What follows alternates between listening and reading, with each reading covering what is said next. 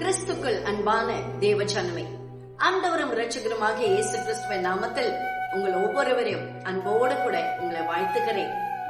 இந்த 10வது மாதத்திலும் தேவன் கொடுத்திருக்கிற வாக்குத்தத்த வசனத்திற்கு நேராய் நாம் போவதற்கு முன்பதாக 9 மாதங்கள் நம்மை வழி நடத்தின தேவன் இந்த 10வது மாதத்திலும் உங்கள் ஒவ்வொருவரையும் அவர் வழி நடத்தி ஆசீர்வதிக்கிற தேவனாக அவர் வெளிப்பட போகிறார்.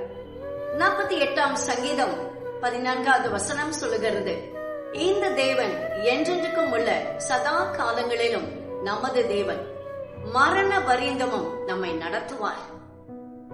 இந்த 10வது மாதத்தில் உங்களை வழி நடத்துகிற தேவனாக மாத்திரமல்ல, கர்த்தருடைய வார்த்தை சொல்கிறது, அவர் நம்மை மரண பரியந்தமும் நம்மை நடத்துவார் என்று.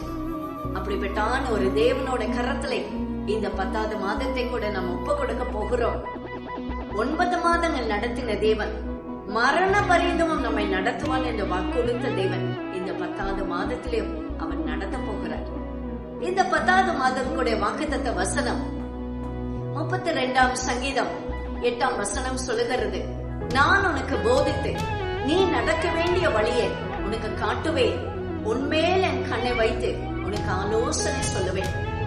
தேவ ஜனமே, அநேக வேளையிலே நாம் விரும்பி நடக்கிற ஒரு வழி காணப்படும். ஆண்டவரை இதை செய்தால் நலமாக இருக்கும், ஆண்டவரை இவ்விதமாக என் வாழ்க்கையில வாய்க்க பண்ணினால் எனக்கு மகிழ்ச்சியாய் இருக்கும் என்பதெல்லாம் நாம் நினைக்க கூடும். ஆனால் கர்த்தருடைய வார்த்தை சொல்கிறது, நீ நடக்க வேண்டிய வழியை உனக்கு காட்டுவேன்.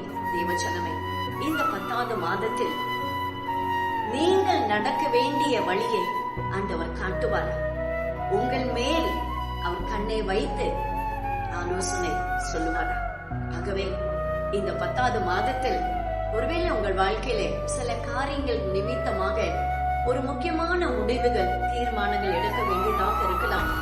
என்ன செய்வதென்று ஒருவேளை நீங்கள் காத்துக்கொண்டு இருக்கலாம். ஒரு குழம்பின சூழ்நிலையில கூட இந்த 10வது மாதத்தில் இந்த முதல் நாளிலே இந்த நிகழ்ச்சியை இருக்கும் இடத்திலிருந்து நீங்கள் வேதனையோடு கூட இதை கண்டு கொண்டு பார்த்து கொண்டு இருக்கலாம். கவலைப்படாதீர்கள், பயப்படாதீர்கள்.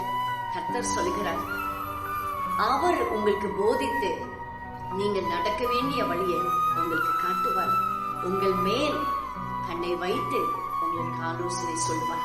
ஆகவே அவர் கொடுக்கும் நடத்துதல், அவர் கொடுக்கும் ஆலோசனைக்கு நாம் இடம் கொடுப்போம்.